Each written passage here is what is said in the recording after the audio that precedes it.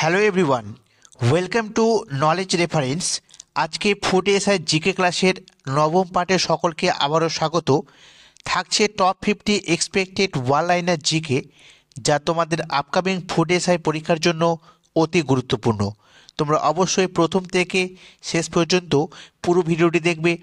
আর তোমরা যদি এই সিরিজের আগের পার্টগুলি দেখে না থাকো, অবশ্যই আমাদের চ্যানেলের প্লেলিস্ট থেকে দেখে নেবে, কারণ এই প্রত্যেকটা ভিডিও কিন্তু তোমাদের জন্য অতি গুরুত্বপূর্ণ।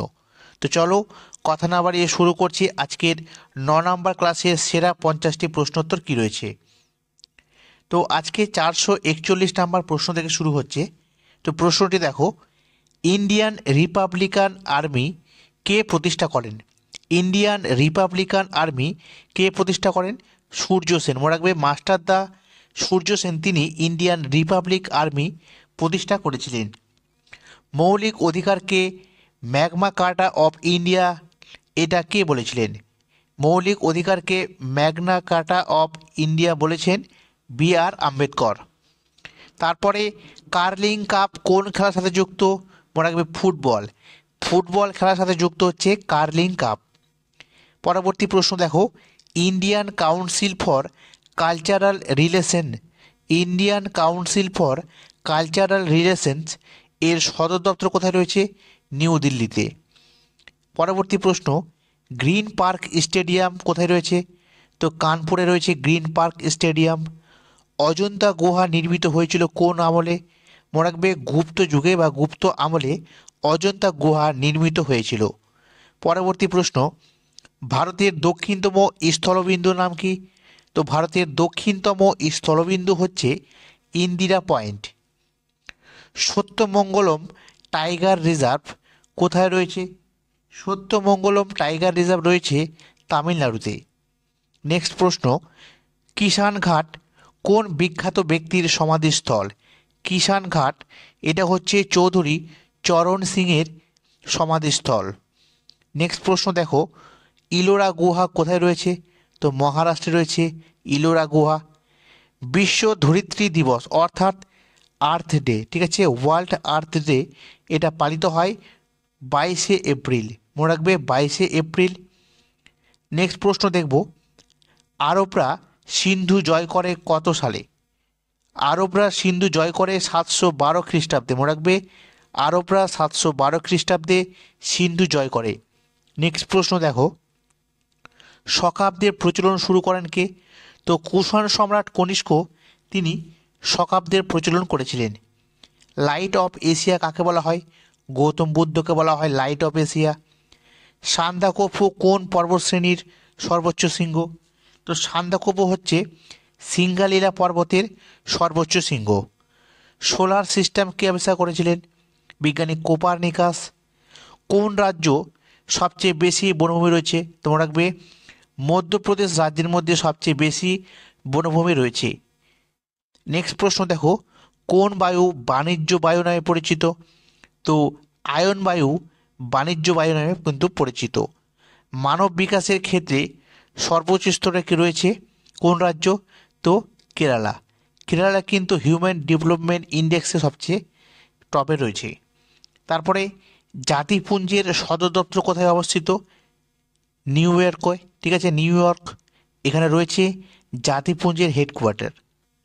আঙ্কোর ভাট মন্দির, আঙ্কোর ভাট মন্দির কোথায় রয়েছে?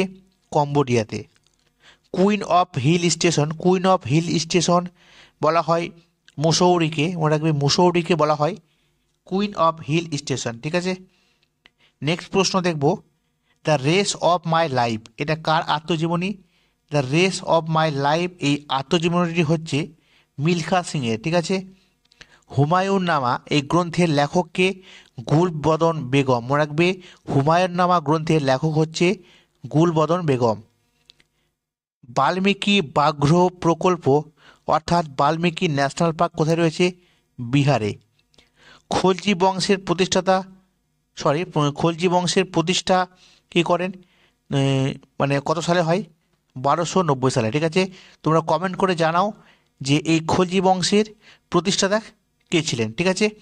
1290 সালে খলজি বংশের প্রতিষ্ঠা হয়। কার্নাইল সার্কুলার এটা জারি করা হয় কত সালে? 1905 সালে কার্নাইল সার্কুলার জারি করা হয়। কর্ণাটক রাজ্য কত সালে সৃষ্টি হয়? তো 1973 সালে কিন্তু এই কর্ণাটক রাজ্যের সৃষ্টি হয়েছিল। কলকাতায় মেট্রো রেল কবে থেকে চালু হয়? 1984 থেকে কলকাতাতে মেট্রো রেলের পরিষেবা চালু হয়। তারপরে দেখো ভুটানের কথ্য ভাষা কি? জাংথা। জাংথা হচ্ছে ভুটানের কথ্য ভাষা। আসাম কেশরী নামে কে পরিচিত ছিলেন? তো অম্বিকা গিরি। অম্বিকা গিরি তিনি আসাম কেশরী নামে পরিচিত। পরবর্তী প্রশ্ন দেখো, সূর্য সেনের ফাঁসি হয় কত সালে? 1934 সালে। মনে রাখবে 1934 সালে সূর্য সেনের ফাঁসি হয়। তারপরে দেখো ম্যানগ্রোভ অরণ্যের অপর নাম কি? বাদাবন। ম্যানগ্রোভ অরণ্যের অপর নাম হচ্ছে বাদাবন। ঠিক আছে, নেক্সট প্রশ্ন দেখব, সর্বশিক্ষা অভিযান কত সালে চালু হয়? তো সর্বশিক্ষা অভিযান এটা শুরু হয়েছিল 2001 সালে। ঠিক আছে, সর্বশিক্ষা অভিযান এটা শুরু হয়েছিল 2001 সালে। তারপরে মণিকরণ উষ্ণ প্রস্রবণ, মনে রাখবে মণিকরণ উষ্ণ প্রস্রবণ এটা কোন রাজ্যে রয়েছে? তো হিমাচল প্রদেশে। পশ্চিমবঙ্গে জাতীয় উদ্যানের সংখ্যা কয়টি বর্তমানে? 6টি। জাহাঙ্গীর হত্যা করেছিলেন কোন শিখ গুরুকে? তো শিখ গুরু অর্জুনকে এই জাহাঙ্গীর কিন্তু হত্যা করেছিলেন। পরবর্তী প্রশ্ন দেখো, সুপ্রিম কোর্টের প্রথম প্রধান বিচারপতি কে ছিলেন? তো sir Eliza Impey. Sir Eliza Impey ছিলেন সুপ্রিম কোর্টের প্রথম প্রধান বিচারপতি। নেক্সট প্রশ্ন, বিধবা বিবাহ আইন পাশ হয় কত সালে? 1856 সালে। 1856 সালে পাশ হয় বিধবা বিবাহ আইন। ইয়ং বেঙ্গল আন্দোলনের প্রধান নেতা কে ছিলেন? মনে রাখবে Henry Vivian Luis Vivian Derozio. ঠিক আছে, অর্থাৎ ডিরোজিও তিনি ইয়ং বেঙ্গল আন্দোলনের প্রধান নেতা ছিলেন।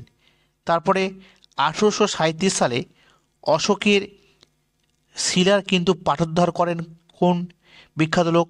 তো জেমস প্রিন্সেপ। মনে রাখবে জেমস প্রিন্সেপ তিনি 1837 সালে অশোকের শিলালিপির পাঠোদ্ধার করেন।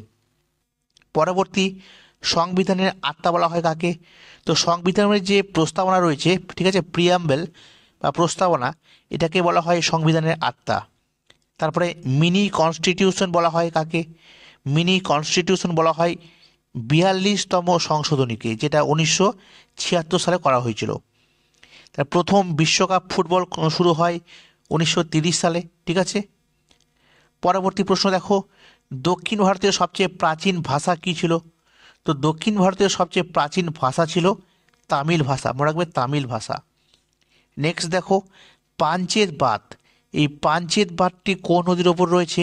তো দামোদর নদীর উপর রয়েছে পাঞ্চেত বাঁধ।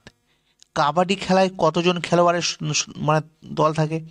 প্রতি দলে 60টি করে প্লেয়ার বা খেলোয়াড় থাকে কাবাডি খেলায়। তারপরে দেখো, ভারতের শিক্ষার হার সর্বোচ্চ কোন রাজ্যে? 2011 সালের জনগণনা অনুযায়ী কেরালা। ঠিক আছে, কেরালা রাজ্যে সবচেয়ে বেশি শিক্ষার হার রয়েছে। তারপরে দেখো, ভারতের বৃহত্তম জাতীয় উদ্যানের নাম কি? তো হেমিস জাতীয় উদ্যান বা হেমিস ন্যাশনাল পার্ক, এটা হচ্ছে ভারতের বৃহত্তম জাতীয় উদ্যান। তারপরে দেখো রাউফ, এই রাউফ হচ্ছে একটা লোকনৃত্য, এটা হচ্ছে জম্মু কাশ্মীর রাজ্যের। মনে রাখবে রাউফ হচ্ছে জম্মু কাশ্মীর রাজ্যের একটি গুরুত্বপূর্ণ নৃত্য। মারাঠা পত্রিকার সম্পাদক কে ছিলেন? তো বালগঙ্গাধর তিলক। বালগঙ্গাধর তিলক মারাঠা, ঠিক আছে, এবং শিবাজি নামে দুটি কিন্তু পত্রিকা সম্পাদনা করতেন। তারপরে দেখো আকবরের সমাধি কোথায় রয়েছে? তো আগ্রাতে রয়েছে আকবরের সমাধি। ভারতের প্রথম পারমাণবিক চুল্লির নাম কি? অপ্সরা। অপ্সরা হচ্ছে ভারতের প্রথম পারমাণবিক চুল্লি। মহাবীর জৈন ধর্মের মধ্যে কততম তীর্থঙ্কর ছিলেন? মহাবীর জৈন ধর্মের কততম তীর্থঙ্কর ছিলেন? তো 24তম তীর্থঙ্কর ছিলেন মহাবীর। ঠিক আছে, তারপরে দেখো ভারতের নায়াগ্রা কাকে বলা হয়? মোস্ট ইম্পর্টেন্ট, ভারতের নায়াগ্রা কাকে বলা হয়? তো চিত্রকূট জলপ্রপাত। মনে রাখবে চিত্রকূট জলপ্রপাতকে বলা হচ্ছে ভারতের নায়াগ্রা। ঠিক আছে, তো বন্ধুরা এই ছিল আজকে 9 নম্বর ক্লাসের সেরা 50টি প্রশ্নোত্তর। কেমন লাগলো অবশ্যই তোমরা কমেন্টে জানাবে। যদি ভালো লাগে তো অবশ্যই লাইক, শেয়ার এবং সাবস্ক্রাইব করবে। আমাদের এই চ্যানেলটি পরবর্তী ভিডিওর নোটিফিকেশন পাওয়ার জন্য। আজকে এই পর্যন্তই। পরবর্তী ক্লাসে আবারও দেখা হবে। সকলে ভালো থাকবে। Thank you.